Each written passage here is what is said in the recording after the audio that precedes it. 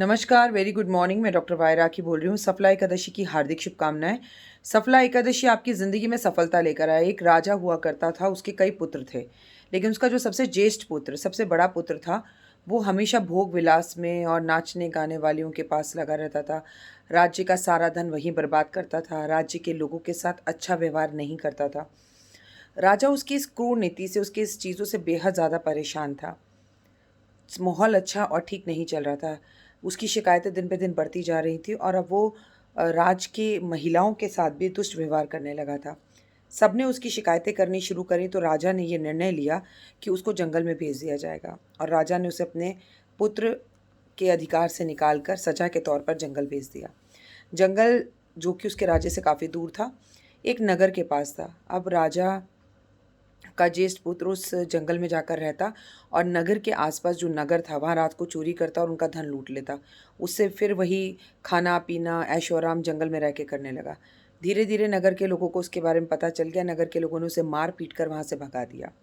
अब वो जंगल में रह रहा था, वहीं के फल खा रहा था। उसकी स्थिति खराब होती जा रही थी।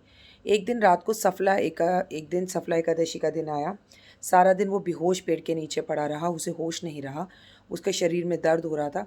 धीरे धीरे शाम होने पर वो उठा और उठने के बाद उसने धीरे धीरे लंगड़ा लंगड़ा कर इधर उधर देखा तो उसे कुछ फल दिखाई दिए।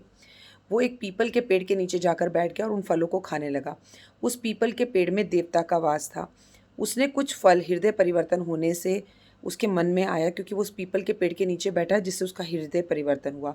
और उसने पीपल के पेड़ पर वो फलों को अर्पण कर दिया और मन में ये कामना करी कि नारायण इन फलों को आप स्वीकार करें। भगवान तो आपको पता है कितनी जल्दी खुश होते हैं।